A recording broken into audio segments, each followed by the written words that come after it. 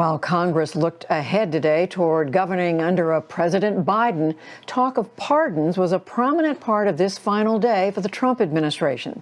Our Yamiche Alcindor and Lisa Desjardins join me now. So hello to both of you. And to you first, Yamiche, we know traditionally presidents go out of office with a lot of conversation about pardons and commutation. And there's been speculation about what President Trump may do. What are you learning about that?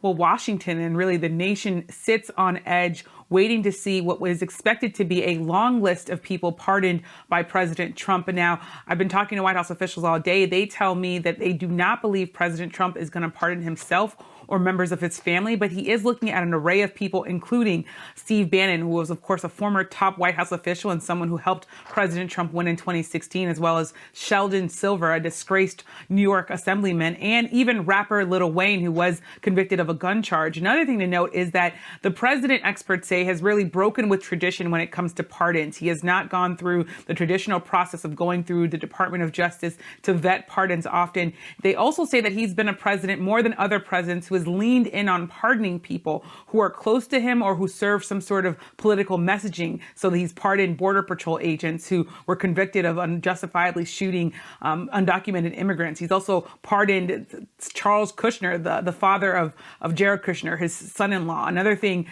the president could also issue pardons that aren't revealed. Experts call them, in some ways, secret pardons. These pardons, because the Constitution says that the president doesn't have to reveal who he's pardoned, there's some worry that the president could pardon himself, and we wouldn't know. Legal experts aren't sure whether or not the Biden administration would be able to see if that pardon was actually issued. Now, there is no indication that the president is going to issue some sort of pardon like that, but it is something to watch as we await this pardon list.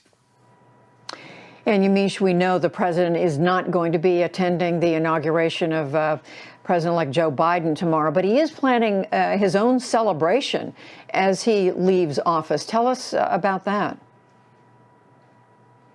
That's right. President Trump is leaving office, much like he started office, and that's steeped in controversy and breaking traditions. Here, the president is going to be the first president since 1869 not to go to his successor's swearing in. The last president to do so was Andrew Johnson, who skipped Ulysses S. Grant's inauguration. Now, the president has said that he's going to have his sort of own departure party at Joint Base Andrews. There's talk of there possibly being a 21-gun salute, a color guard, a red carpet, all sorts of pomp and circumstance. One person that won't be there, even though there are a lot of people invited, including people who have criticized the president, Vice President Pence. His office confirmed tonight that he is going to the inauguration of President-elect Biden and not going to President Trump's party. That is in some ways a window into the last days here of the Trump presidency, where Pence has had to do things like talk about the coronavirus and visit troops while President Trump has not taken questions or been seen in public in days. One other thing, President Trump leaves office with his legacy really tarnished. The president in the last few days, he has not apologized or said anything about the Capitol Hill siege. So there are a lot of people who are also angry at the president leaving the office like this. And finally, to you, Lisa, we know the Senate tomorrow is going to change hands, as we were reporting. The Democrats will be in the majority.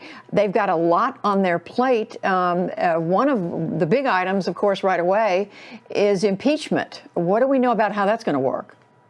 Well, there are many decisions to be made. First, whether impeachment will happen simultaneously with, before, or after confirmation of many of the Biden appointees. There is a chance that some cabinet officials could be confirmed as soon as tomorrow in the Senate, but that would take unanimous consent, and we don't expect that. Judy, tonight the leaders of the Republican and Democratic Party in the Senate, Chuck Schumer and Mitch McConnell, have been meeting to try and figure out a power-sharing deal, because tomorrow, starting then, the Senate will be 50-50 with the Democrats in charge only because of Vice President-elect Harris once she's inaugurated. So the truth is, Judy, a lot of this still has to be worked out. Fascinating. So a lot of change going on all at the same time. Lisa Desjardins, Yamiche Alcindor, thank you both.